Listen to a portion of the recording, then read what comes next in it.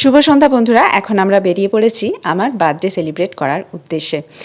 আমার এফবি বন্ধুরা, আপনাদের মনে আছে তো কিছুদিন আগে জিজ্ঞাসা করেছিলাম যে অ্যানিভার্সারির জন্য কোথায় যাব। আপনারা খুব ভালো ভালো নাম সাজেস্ট করেছিলেন। তার মধ্যে থেকে আমরা একটা নাম বেছে নিয়েছি, সেটা হচ্ছে ভূতের রাজা দিল বর। আমার হাজব্যান্ড বলল নামটা একটু আলাদা, তো হয়তো ওখানের ব্যবস্থাপনাও আলাদা হতে পারে। সেই জন্য আমরা চলে এসেছি হাতিবাগান ভূতের রাজা দিল বর রেস্টুরেন্টে। মেট্রো ধরে চলে এলাম। এখানে এসে দেখছি সত্যিই এখানের সাজানো গোছানো একেবারে আলাদা। সেই গুপি গাইন বাঘা বাইনের ভূতের রাজা বাইরে দাঁড়িয়ে রয়েছে, দেখে বেশ সুন্দরই লাগছে বাইরে থেকে।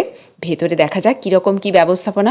এখন সিঁড়ি দিয়ে উপরের দিকে উঠছি, আরও উপরে আর একটা ফ্লোর আছে যেখানে খাওয়ার ব্যবস্থা আছে। আমরা সামনেরটাতেই প্রবেশ করছি। সত্যজিৎ রায়ের সিনেমার নানা রকম ভূতের নানা রকম দৃশ্যপট সাজানো রয়েছে।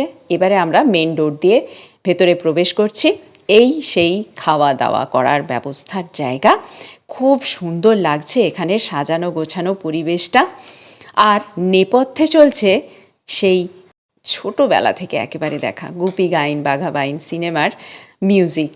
আমাদের মেনু অনুযায়ী সব চলে এসেছে। ভাত, ডাল, শুক্তো, একটু আলু ঝুরি, আর সাথে আছে কচু পাতা আর ইলিশ মাছের মাথা দিয়ে মাখা একটা তরকারি, চিংড়ির মালাইকারি আর মাংসের একটা রেসিপি। খুব সুন্দর খেতে। আমি যেহেতু মেয়েকে খাবো তাই প্রত্যেকটা আগে টেস্ট করে নিচ্ছি। তো প্রত্যেকটা খাবারই খুব সুন্দর লাগছে। এবারে চলে এসেছে আমাদের চাটনি, পায়েস আর একটা রসগোল্লা। বার্থডেতে যদি পায়েস না হয় তাহলে কীরকম একটা ফিকে লাগবে না? সেই জন্য আমরা এই মেনুটা নিলাম। তাতে পায়েসটা পেয়ে গেলাম। চিংড়িটা কিন্তু খুব সুন্দর সাইজের, ছোটোখাটো নয়।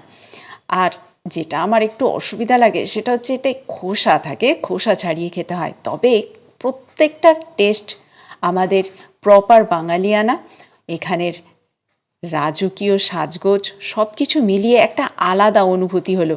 সেই অনুভূতি নিয়ে সুন্দর একটা স্মৃতি নিয়ে এবারে আমরা ফিরছি। এখন রাত 11টা বেজে গেছে। ধন্যবাদ বন্ধুরা।